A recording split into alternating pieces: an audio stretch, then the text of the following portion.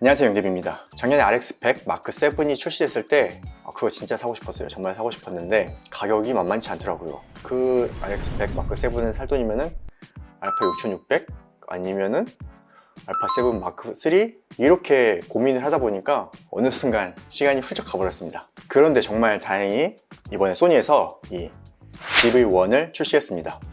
그리고 출시하자마자 소니에서 이 제품을 대여해 줬어요. 원래는 리뷰 목적이었는데 제가 리뷰할 생각은 안 하고 실전 투입해서 촬영을 계속 했어요. 2주 동안 열심히 촬영했습니다. 그래서 오늘 컨텐츠는 GV1 간단하게 특장점을 살펴보고 제가 2주 동안 실사용하면서 느낀 점들 그리고 주의해야 할 사용 팁들 알려드리도록 하겠습니다. 먼저 GV1을 살펴보면 이 디자인이 RX100하고 거의 비슷하죠. 저도 딱 보고 RX100이랑 매우 비슷한 디자인이라고 생각했습니다. 그립이 추가가 되고 버튼이 조금 달라졌는데 큰 차이를 살펴보면 RX100 시리즈는 뷰파인더하고 팝업식 플래시가 내장되어 있었지만 GV1은 그 두 가지가 없고 하쇼하고 마이크가 커졌는지 마이크 영역이 굉장히 커졌습니다. 가장 중요한 것은 이것 보이시죠? 스위블이 됩니다. 이제 그리고 이 액정 터치도 돼요. 아주 영상에 집중하겠다는 것으로 보이죠? 그리고 이게 스위블 액정이라 이렇게 열면은 자동으로 켜집니다. 그리고 닫으면 꺼져요. 대신에 꺼지죠. 대신에 이 액정이 안쪽으로 들어가야지 자동으로 꺼지더라고요. 이번에 GV1만의 특화된 기능을 좀 살펴보겠습니다. 첫 번째로 이거 제가 좋아하는데 보켓 촬영이 정말 간단하고 쉽습니다. 이 렌즈는 9.4에서 25.7 화각인데 35mm로 환산하면 24에서 70mm 렌즈예요. 그리고 조리개는 최대 1.8에서 2.8 렌즈입니다. 하지만 가변이라고 해도 2.8 정도면 굉장히 훌륭한 것 같아요. 이 조리개 값이 낮다는 것은 조리개가 많이 열리는 것이고 많이 열리면 보켓 촬영하기가 좋아집니다. 이게 1인치 센서 카메라이긴 하지만 그래도 스마트폰보다는 훨씬 나아요.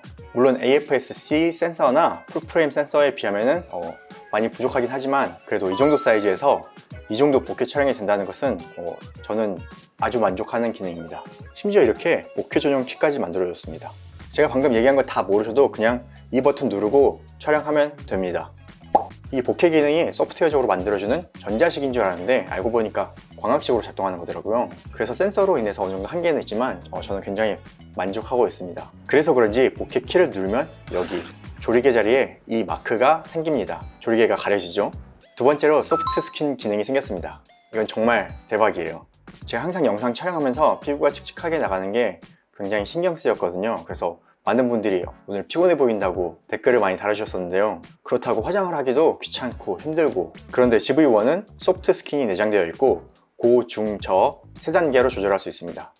근데 고는 좀 피부가 너무 뭉개지는 느낌이 들어서 비추하고 중이나 저는 괜찮은 피부톤으로 바뀝니다. 그래서 저는 그냥 중으로 놓고 사용하고 있어요. 세 번째는 제품 쇼케이스 모드가 있습니다. 저도 어떻게 보면 여기 보이시는 많은 제품들을 리뷰하고 있는데 제품 촬영을 많이 하는데 카메라에 일단은 IAF를 설정해서 제 눈에 초점을 맞추게끔 설정이 되어 있어요. 제 얼굴에 초점이 맞는 건 굉장히 중요하니까요. 그러다가 이렇게 제가 제품을 보여주려고 하면은 이게 초점을 바로 잡지 못하는 경우가 있어요. 뭐 센터에 맞춘다든지 눈을 가려준다든지 이런 식으로 제품을 보여주고 촬영을 하거든요. 그런데 이제 굳이 이렇게 안 막아도 됩니다. 이렇게 제품 리뷰 모드를 설정하면 자동으로 가까운 곳에 초점을 잡아줍니다. 그리고 이 쓰레기통 버튼, 이 버튼으로 바로 켜고 끌 수 있습니다. 이거 진짜 너무 편해요. 네 번째, ND 필터 기능이 부활했습니다. RX100 마크5까지 내장 ND 필터가 있었는데 마크6하고 마크7에서는 내장 ND 필터를 뺐었어요. 그러다가 다시 이 GV1에서는 내장 ND 필터를 넣어줬습니다. ND 필터는 외부에서 광량이 많을 때 보켓 촬영 같은 조리개를 많이 열고 촬영하고 싶은 상황에서 사용하기 좋은데 광량이 많은 곳에서 조리개를 열면 너무 밝게 나오고 그럼 셔터 스피드도 올려야 되거든요. 그럴 때 ND 필터를 켜주면 간편하게 적용해서 촬영할 수 있습니다. 다섯 번째는 쓸만한 내장 마이크입니다. 마이크에 대한 얘기가 왜 다섯 번째겠어요? 가장 할 말이 많은 거죠. GV1은 여기 상단의 마이크 존이 굉장히 넓어졌습니다. 3개의 캡슐 마이크를 탑재해서 이게 단순 지향성이 아니라 방향을 담을 수가 있어요. 저는 이 마이크에 대한 기술이 상당히 좋다라고 생각했는데요. 보통 2개의 마이크만 사용해도 이 스테레오감은 충분히 담을 수가 있는데 왜 3개의 마이크를 사용했을까요? 제가 그 원리를 설명해 드릴게요. 여기에도 빔포밍 기술이 작동하고 있습니다. 자, 이 카메라의 방향성에 대해서 거창하게 좀 얘기를 해봤는데요. 이게 테스트 해보니까 생각보다 왼쪽 오른쪽 분리하는 게 거의 분리가 안 되는 것 같은 느낌이 드네요. 거창하게 얘기했지만은 이 방향성을 확인하는 거는 잘 안 되는 것으로 확인이 됐습니다. 이렇게 카메라 앞에서 얘기를 하는데 왼쪽하고 오른쪽 굳이 이런 방향이 나와야 될지 그것도 좀 의문이기는 합니다. 그리고 이 귀여운 윈드스크린 혹은 데드캣이라고도 많이 부르더라고요. 이 윈드스크린을 기본으로 제공해 줍니다. 여기 이 하슈에 장착하는 방식인데요. 이렇게 하슈에 장착해서 바로 사용할 수 있습니다. 지금 이번 마이크 테스트 윈드스크린 효과를 보기 위해 지금 선풍기를 틀어놓고 마이크를 그냥 녹음을 테스트해봤습니다. 지금 윈드스크린 착용하지 않은 상태입니다. 자, GV1 윈드스크린 테스트, 지금은 윈드스크린을 착용하고 마이크 테스트를 하고 있습니다. 윈드스크린 착용된 상태에서 제 목소리가 얼마나 깔끔하게 들어가는지 확인해 보시기 바랍니다. 자, 지금까지 GV1에 특화된 5가지 기능을 살펴봤습니다.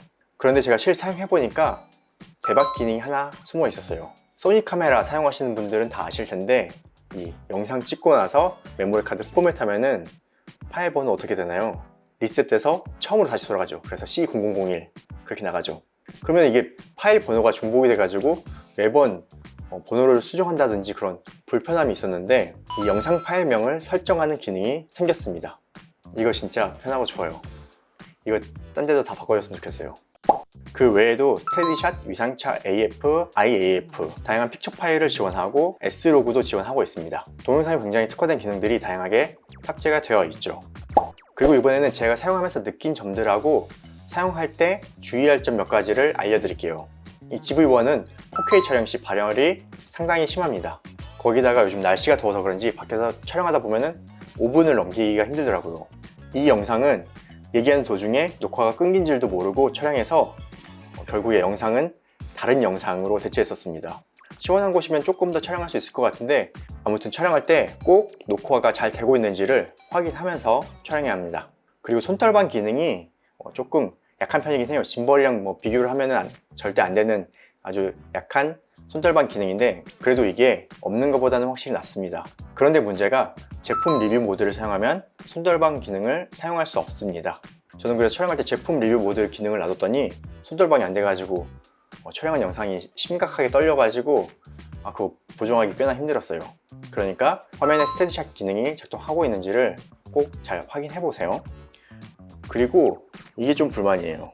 이 카메라 삼각대 부착 위치가 그 렌즈 쪽으로만 조금 이동했으면 매우 좋았을 것 같아요. 삼각대 홀이 배터리 바로 옆에 있다 보니까 이 삼각대를 부착하게 되면은 배터리나 메모리 교체가 안 됩니다. 그래서 다음 버전에서는 가능하다면은 이 삼각대 홀을 좀 옆으로 옮겨줬으면 좋겠어요. 그래서 이거를 장착한 상태에서도 배터리나 메모리를 교체할 수 있으면은 꽤나 편리할 것 같습니다. 그리고 이 블루투스 슈팅 그립도 함께 대여받아서 사용을 해봤는데요. 여기 붙어있는 리모컨이 굉장히 편리합니다. 그리고 블루투스로 연결이 되기 때문에 외부에 선도 없어서 너무 좋아요. 그런데 이 슈팅 그립이 들고 찍을 때는 굉장히 편리한데 삼각대로 사용하게 되면은 살짝 애매한 부분이 좀 있어요. 이렇게 보시다시피 삼각대 높이가 좀 낮아가지고 테이블 위에다 놓고 찍게 되면은 항상 이렇게 로우 앵글로 촬영할 수밖에 없습니다. 그래서 다음에는 좀 높이를 조금 더 조절할 수 있는 어떤 그런 기능이 탑재되면 굉장히 좋을 것 같아요. 저는 보통 이 슈팅 그립을 어떻게 사용했냐면 차에서 녹화할 때 카메라를 달아놓고 이 슈팅 그립으로 조작을 하면서 녹화를 했었습니다. 그래서 저는 이 슈팅 그립을 반납을 하더라도 나중에 다시 살 것 같아요. 마지막으로 스마트폰 카메라 성능도 괜찮은데 굳이 이런 카메라를 사야 할까 하고 고민하시는 분들도 분명히 있을 겁니다. 아무리 스마트폰 카메라가 좋아져도 이렇게 1인치 센서가 달린 카메라하고는 화질에서 비교가 안 되는 것 같아요.